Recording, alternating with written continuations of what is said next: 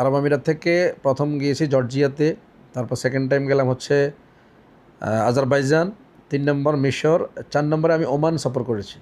আসসালামু আলাইকুম, কেমন আছেন সবাই? আশা করি ভালো আছেন। তো আজকে আপনাদের সাথে একটি বিষয় শেয়ার করব।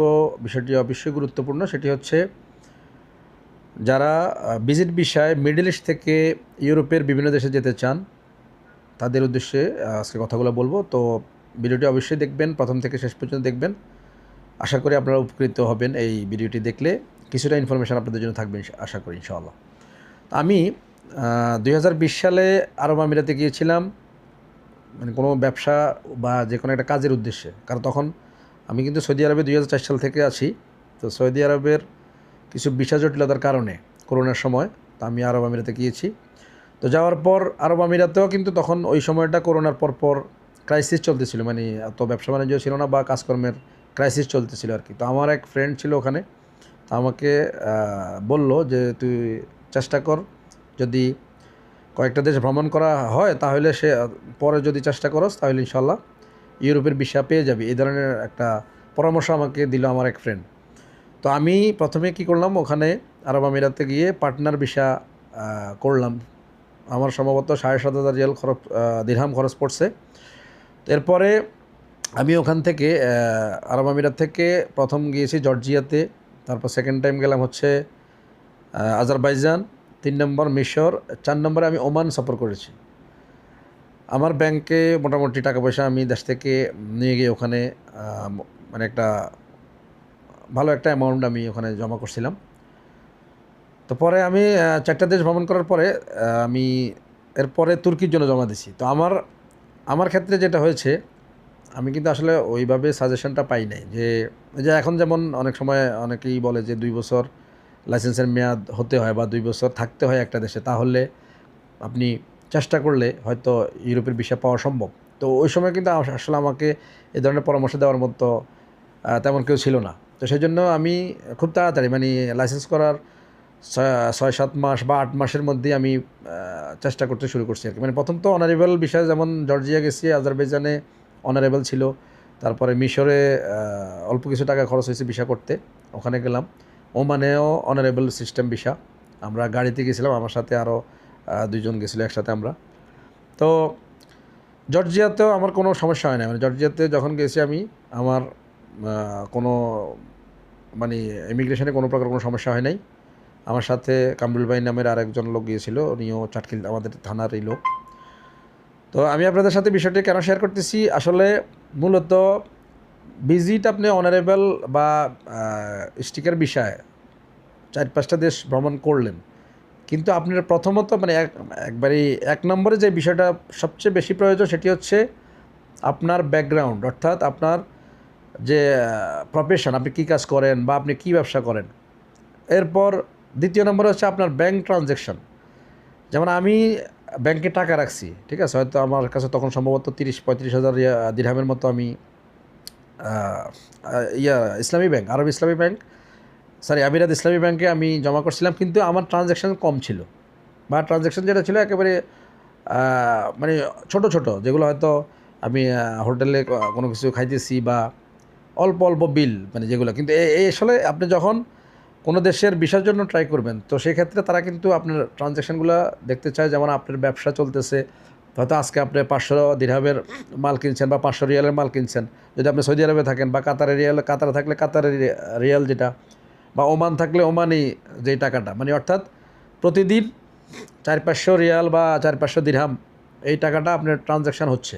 আপনি কিছু কেনাকাটা করছেন বা কারো অ্যাকাউন্টে টাকা পাঠাচ্ছেন বা কেউ আপনাকে চেক দিচ্ছে, এই ধরনের ট্রানজ্যাকশান কিন্তু অতীব প্রয়োজন। আর আরেকটা বিষয় হচ্ছে আপনার যে লাইসেন্সের অবশ্যই মেয়াদ, মানে মিনিমাম ধরেন 1.5 থেকে 2 বছর একটা বয়স হইতে হবে যে আপনি এই দেশে আসছেন। এখন আমি আরব আমিরাতে গেলাম, যাওয়ার পরেই যদি আমি চেষ্টা করি 6-7 মাস, 8 মাস বা 1 বছরের ভিতরে, কিন্তু আমার মানে তারা কিন্তু তখন বুঝে যায় যে আসলে এই লোকটা সম্ভবত মানে পালানোর জন্যই সে ভিসা ট্রাই করতেছে, সে জেনুইন কোনো ভিজিটর না। তো সেই জন্যই আমি আসলে আপনাদেরকে পরামর্শ দেওয়ার জন্য এই ভিডিওটা বানাচ্ছি। অবশ্যই মানে শেষ পর্যন্ত দেখবেন, এবং আমি আশা করছি যে আপনাদের উপকারে আসবে। তো যারা শুধুমাত্র ভিজিট ভিসায় ইউরোপ যেতে চান, তাদের জন্য আমার পরামর্শ থাকবে ফার্স্ট অফ অল আপনার একটা প্রফেশন যেটা আছে ওটা যদি স্যালারি ভালো স্যালারি হয়, মানে ধরেন মিনিমাম 3,000 দিরহাম, বা রিয়াল ক্ষেত্রে যদি 3,000 রিয়াল, বা ওমানের ক্ষেত্রে যদি বলি 300 বা 350 ওমানি রিয়াল যদি হয়, ওটা যদি ব্যাংকে আসে ওই টাকাটা, মানে স্যালারিটা আপনি যদি ব্যাংকে আসে প্রতি মাসে, এবং কি ওখান থেকে আপনি যেই আপনার কার্ডে যে টাকাটা থাকবে, কার্ড থেকে আপনি খরচ করলেন, মানে পস, অর্থাৎ আপনি কিছু কেনাকাটা করলেন, কোথাও বাইরে গেলেন, সব কিছু কার্ডের মাধ্যমে পেমেন্ট করলেন, একটা ট্রানজ্যাকশান কিন্তু আপনার তখন বাড়বে। আর যারা ব্যবসা করেন তাদের তো ট্রানজ্যাকশান থাকারই কথা। আর যারা শুধুমাত্র প্ল্যান করেন যে হ্যাঁ আমি যাব কিন্তু আমার কোনো ব্যবসা নাই, লাইসেন্স বানাইছি, চেষ্টা করতেছি, তারাও কিন্তু আপনার আশেপাশের কোনো, আপনি যেখানে থাকেন, যদি 4 জন মিলে থাকেন, আপনার বা ওই যে ম্যাচটা আর কি, ওখানে যে বাজার সাজার আপনি কার্ড দিয়ে করতে পারেন, অথবা কাউকে আপনি ট্রান্সফার করলেন, আপনার কোনো ফ্রেন্ড থাকলে তাকে বলবেন যে আপনাকে ট্রান্সফার করার জন্য।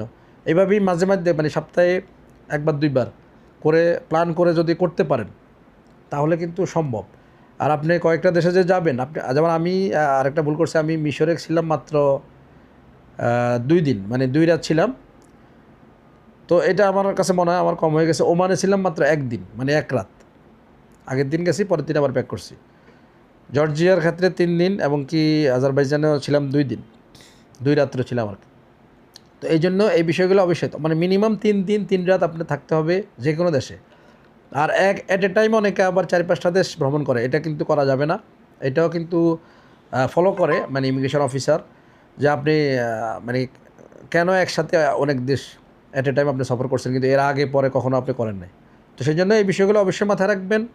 টিকটকার বা অনেক মানে এজেন্সি আছে যারা শুধুমাত্র মানে বলবে যে হ্যাঁ আপনি ট্রাভেল হিস্ট্রি বাড়ান, ট্রাভেল করলে খুব আনন্দ লাগে, এই জিনিসটা অবশ্যই। আমি ইউরোপের ভিসা পাই নাই, সেজন্য আমার কোনো মানে আপত্তি নেই সেখানে, বা আফসোস নেই, কারণ আমি কিন্তু কয়েকটা দেশ যে ভ্রমণ করছি, আলহামদুলিল্লাহ এটা আমার জন্য একটি সৌভাগ্য ছিল। কারণ আমি আরব আমিরাতে না গেলে আমার হয়তো এই ভ্রমণগুলো হতো না, বা পৃথিবীর মধ্যে যে মানে আরও সুন্দর সুন্দর দেশ আছে, যেমন জর্জিয়া খুবই সুন্দর, অনারেবল, আপনারা গিয়ে ঘুরে আসতে পারেন। এবং কি জর্জিয়াতে যাওয়ার পরে আপনি টুকিটাকি যদি কাজ করতে চান, তবে আরব আমিরাতের মতোই ওখানে স্যালারি খুব একটা বেশি না, বা সৌদি আরবের মতোই খুব একটা, মানে এখানে যেমন আমরা 30-40 হাজার বাংলা টাকা ইনকাম করতে পারি, ওখানেও কাছাকাছি, তেমন একটা ডিফারেন্স না।